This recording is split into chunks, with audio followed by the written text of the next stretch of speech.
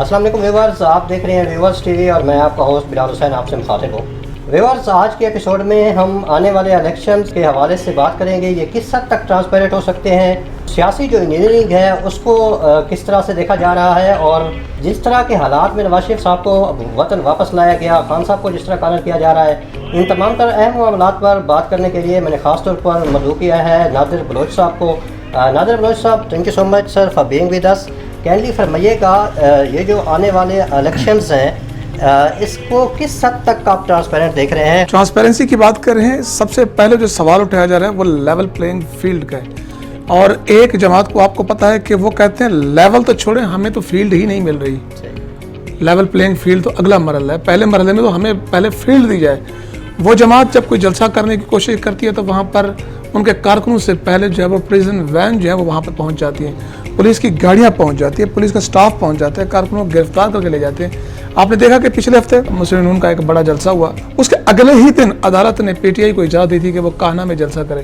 لیکن جیسے ہی جلسے کے لیے انتظامات کا آغاز کیا گیا تو وہاں پر کرسیاں وغیرہ سب کچھ ہٹا دی گئیں، گرفتاریاں بھی ہوئی، سب کچھ ہوا۔ تو یہ ساری پوری قوم دیکھ رہی ہے کہ ایک ایسی جماعت کو جہاں پر جھنڈا لگانے پر پابندی ہے، جھنڈا اٹھانے پر پابندی ہے، جھنڈا لے جانے پر پابندی ہے،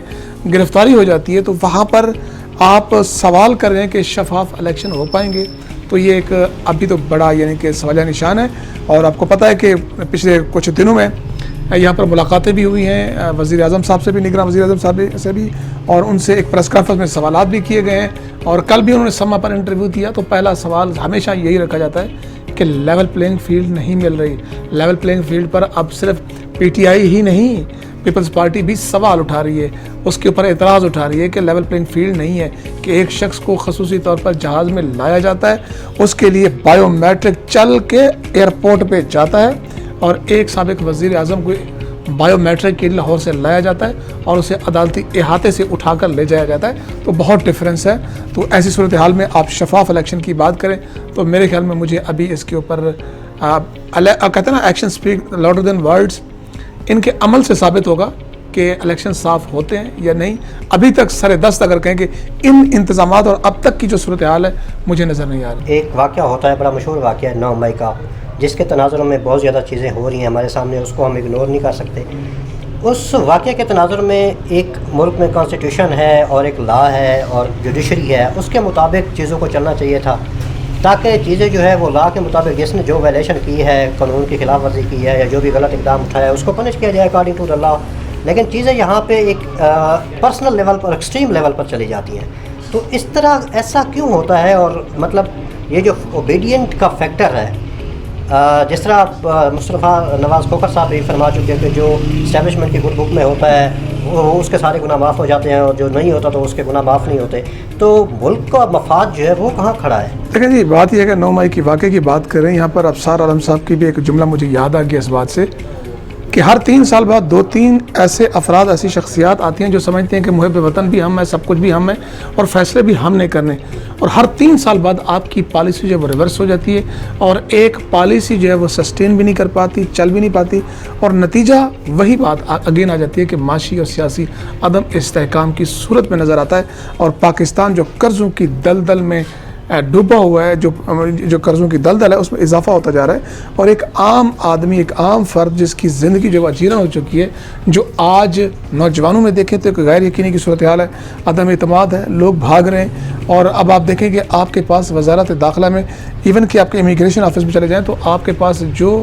17 سے 20 ہزار پورے پاکستان سے ایوریج پاسپورٹ کی جو آتی تھی، آرڈرز آتے تھے یا درخواستیں سبمٹ ہوتی تھیں، وہ 40,000 پر منتھ کراس کر چکی ہیں۔ لیمینیشن پیپر ہے نہیں۔ صورتحال یہ ہے کہ لوگ بھاگ رہے ہیں، آپ کا ٹیلنٹ بھاگ رہا ہے، تو پھر چلائے گا کون ملک؟ ملک کو تو مڈل کلاس چلاتی ہے۔ اگر مڈل کلاس ہی پس گئی اور برباد ہو گئی تو پھر اس ملک کا تو خدا ہی حافظ ہے۔ تو ایسی صورتحال میں مجھے نہیں لگتا، آپ جیسے کہہ رہے ہیں، باقی دیکھتے ہیں کہ جناب 9 مئی کے، اگر میں ایک سوال اکثر اٹھاتا ہوں کہ 9 مئی کا واقعہ اگر ریاست کی علامتوں پر حملہ تھا اور اس کی سزا ڈیو ہے، تو پھر دنیا میں وہ کون سا قانون ہے جو ایک پریس کانفرنس کے ساتھ ہی وہ سزا معاف کر دیتا ہے، یا ایک جماعت چھوڑ کر دوسری جماعت جانے کے ساتھ ہی وہ ساری علامتوں کے حملے اور وہ جو الزامات لگائے تھے وہ معاف ہو جاتے ہیں اور کلین چٹ مل جاتی ہے؟ پھر یہاں پر سوال تو اٹھتا ہے کہ یہ کیس جو ہے، یہ جو 9 مئی ہے، اس کی جو ہے کانسیکوینسز سیاسی نکل رہے ہیں, قیمت بھی سیاسی ادا کی جا رہی ہے, اور ایک سیاسی جماعت کو جو ہے ایک دیوار سے چننے کے لیے بظاہر لگ ایسا رہا ہے کہ 9 مئی کا واقعہ جو ہے وہ ہوا ہے. یہاں پہ ناظر صاحب آپ کی بات کو انڈورس کرتے ہوئے میں تھوڑا سا ہسٹوریکلی جاؤں گا. جس طرح عمران ریاض خان صاحب بھی فرماتے تھے کہ 2018 میں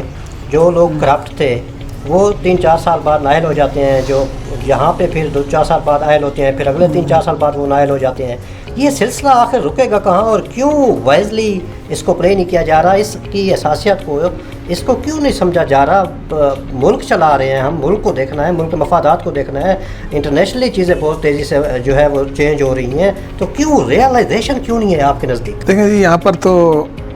افسوس کا مقام ہے کہ 3 سال پہلے ایک سیاسی جماعت کے سربراہ کو کہا گیا کہ وہ صادق الامین ہے, اور آج وہ سیکیورٹی رسک بن گیا اس ملک کے لیے ان افراد کی نظر میں.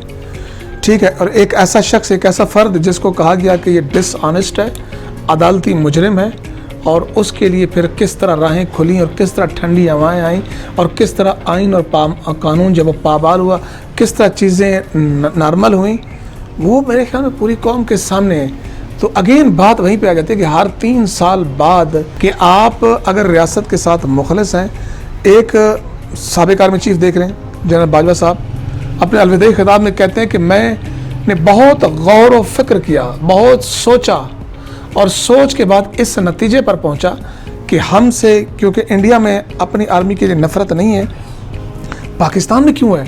تو وہ کہتے ہیں میں اس نتیجے پر پہنچا کہ ہماری سیاسی معاملات میں مداخلت کی وجہ سے یہ سب کچھ ہوا ہے. لہٰذا ہم نے بیٹھ کر, وہ یہ نہیں کہہ رہا کہ میں,